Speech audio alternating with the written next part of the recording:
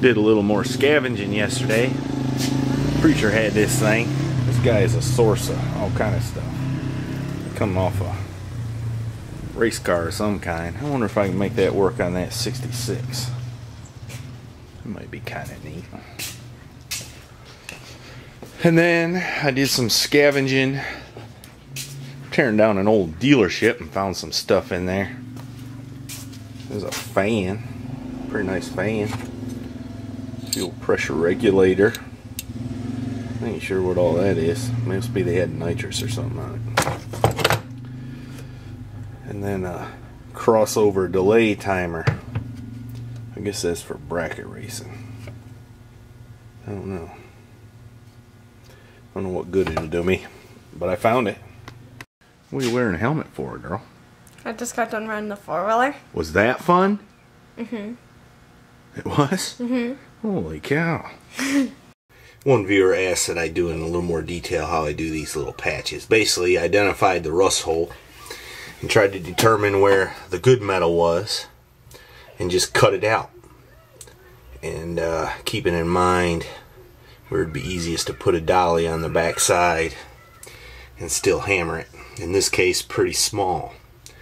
I'll take you over here and show you how I make the patch.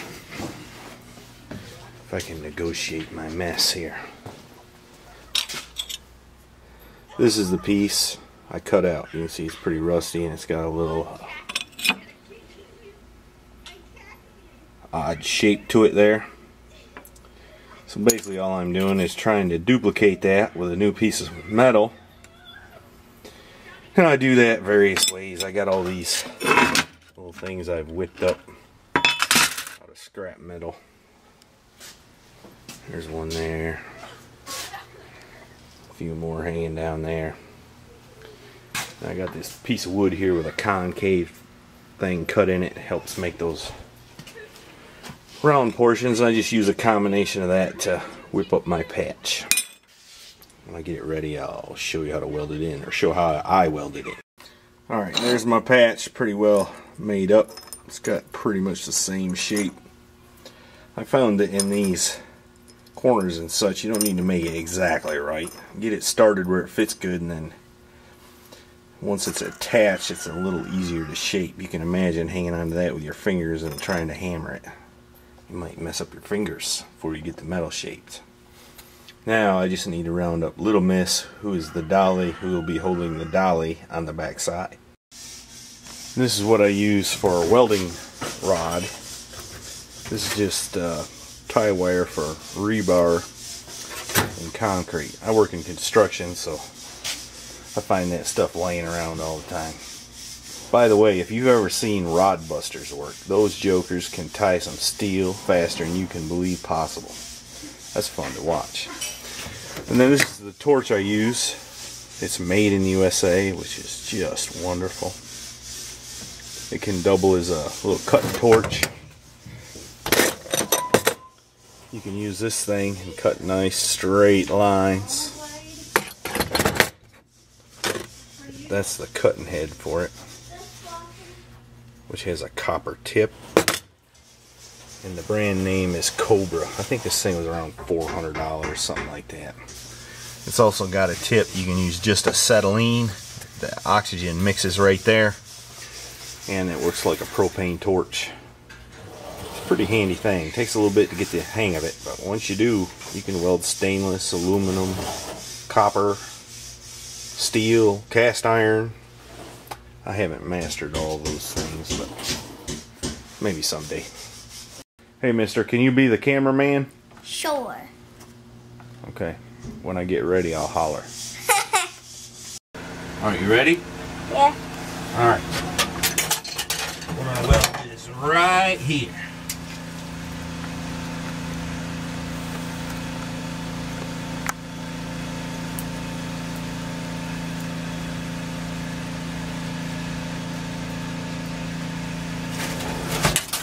Alright, you ready, Dolly girl? Yeah.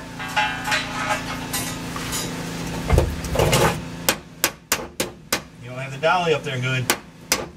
There you go. Alright. Are you ready, cameraman? Yep, I'm ready. Alright. We're going to weld it right up there. Just a little ways.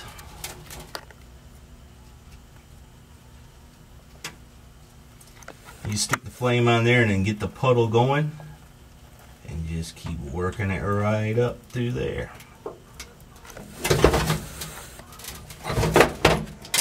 Alright, you ready here, Dolly girl?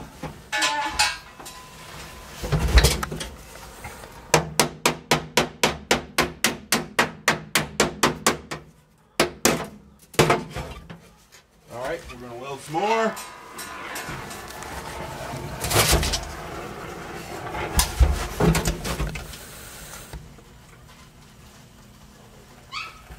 You don't need to do quite so much hammering anywhere there's a bend, because the metal is stronger there and it doesn't seem to warp nearly as bad.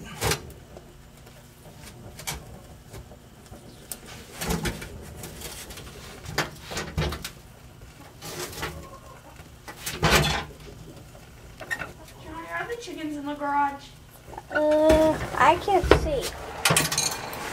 Alright, you ready, Dolly girl? Ready? Yep.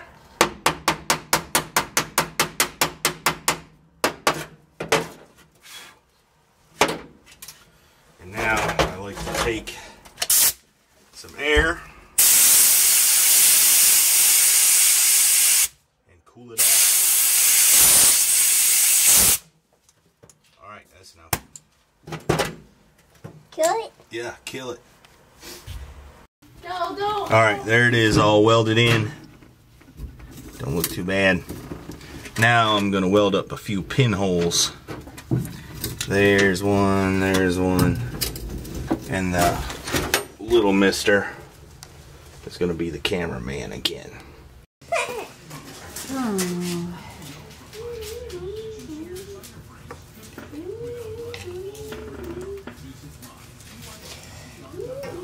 I didn't know you were such an artist.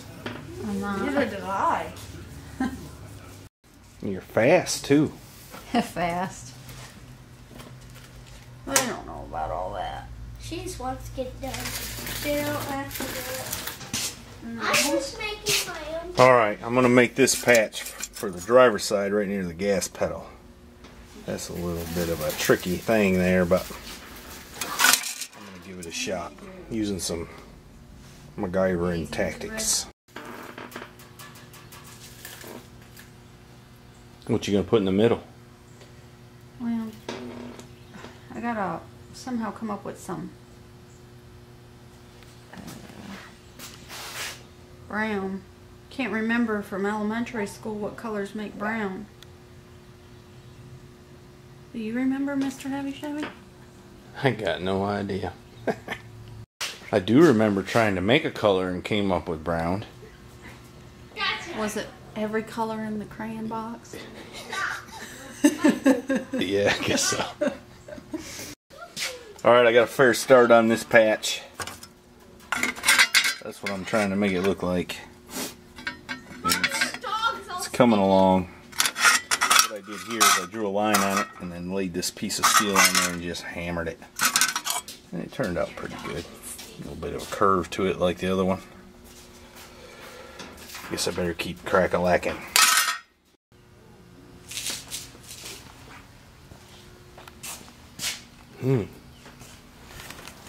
Well, we've got this patch pretty close.